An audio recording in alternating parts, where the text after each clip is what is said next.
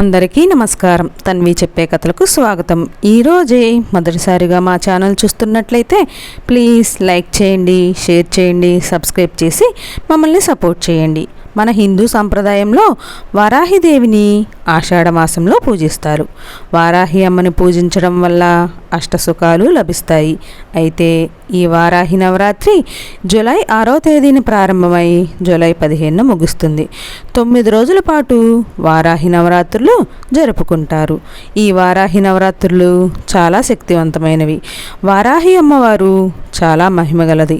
ఇంతటి శక్తివంతమైన అమ్మవారిని ఈ నవరాత్రుల్లో పూజిస్తే మీ ఇంటికి అఖండ రాజయోగం వరిస్తుంది.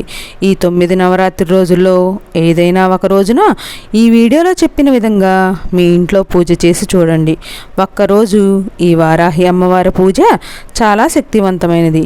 9 రోజుల పాటు వారాహి అమ్మవారిని పూజిస్తే ఇంకా మంచిది.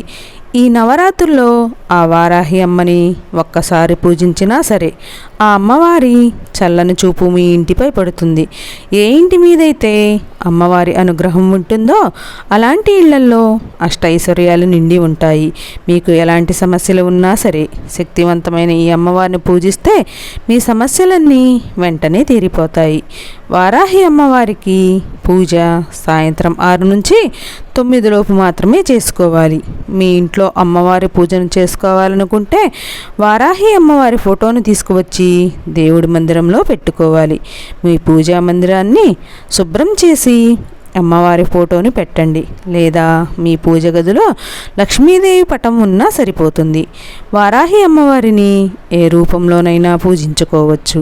అమ్మవారి చిత్రపటాన్ని పెట్టుకోలేని వారు పసుపుతో చిన్న ముద్దలాగా తయారు చేసి, అంటే గౌరీదేవి ప్రతిరూపంగా తయారు చేసి దానికి కుంకుమ బొట్టు పెట్టి వారాహి అమ్మ స్వరూపంగా భావించి పూజలు చేసుకోవచ్చు.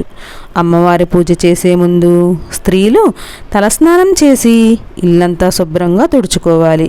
మీ ఇంటిని తుడిచేటప్పుడు నీటిలో కొంచెం రాళ్ళ ఉప్పు వేసి తుడవండి.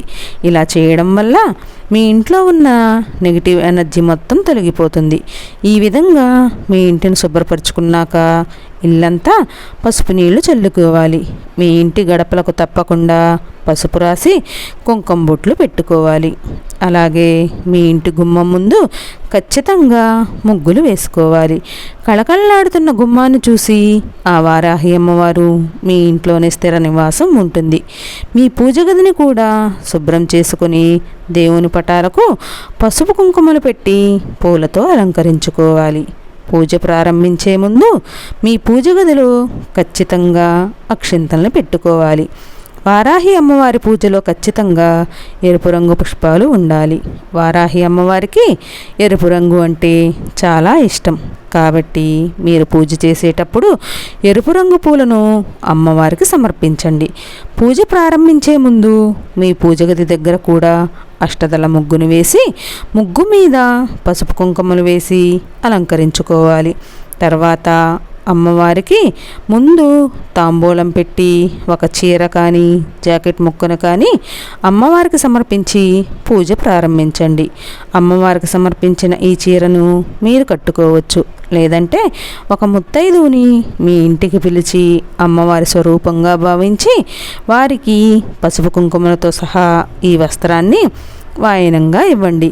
ముందుగా మీ మనసులో గణపతిని తలుచుకొని దీపం వెలిగించండి. ఏ పూజ ప్రారంభించాలన్నా ముందుగా గణపతిని ప్రార్థించుకోవాలి. అప్పుడే మీరు చేసే పూజలకు రెట్టింపు పుణ్యఫలం లభిస్తుంది. ఈ నవరాత్రుల సమయంలో మట్టి ప్రమిదలతో దీపారాధన చేస్తే చాలా మంచిది. అలా కుదరని వాళ్ళు ఇత్తడి కుందుల్లో దీపారాధన చేసుకోవచ్చు.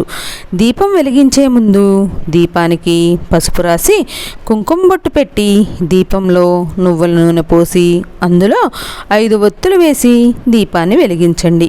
దీపాన్ని వెలిగించిన తర్వాత దీపానికి నమస్కారం చేసుకోండి. దీపం ఉన్న చోట ముక్కోటి దేవతలు ప్రత్యక్షమవుతారట. కాబట్టి దీపాన్ని వెలిగించిన వెంటనే దీపానికి ఖచ్చితంగా నమస్కారం చేసుకోవాలి. పూజలో అమ్మవారికి నైవేద్యంగా బెల్లం పానకాన్ని సమర్పించాలి. వారాహి అమ్మవారికి బెల్లం పానకం అంటే చాలా ఇష్టం. కాబట్టి మీరు చేసే పూజలో బెల్లం పానకాన్ని నివేదిస్తే అమ్మవారు సంతోషిస్తుంది. అలాగే ఒక దానిమ్మ పండును కూడా అమ్మవారికి నివేదించండి. మీ శక్తి సామర్థ్యాలను బట్టి ఎన్ని నైవేద్యాలనైనా అమ్మవారికి సమర్పించవచ్చు. చివరగా అమ్మవారికి హారతి ఇచ్చి మీ కోరికలను అమ్మవారికి చెప్పుకొని 5 ప్రదక్షిణలు చేయాలి.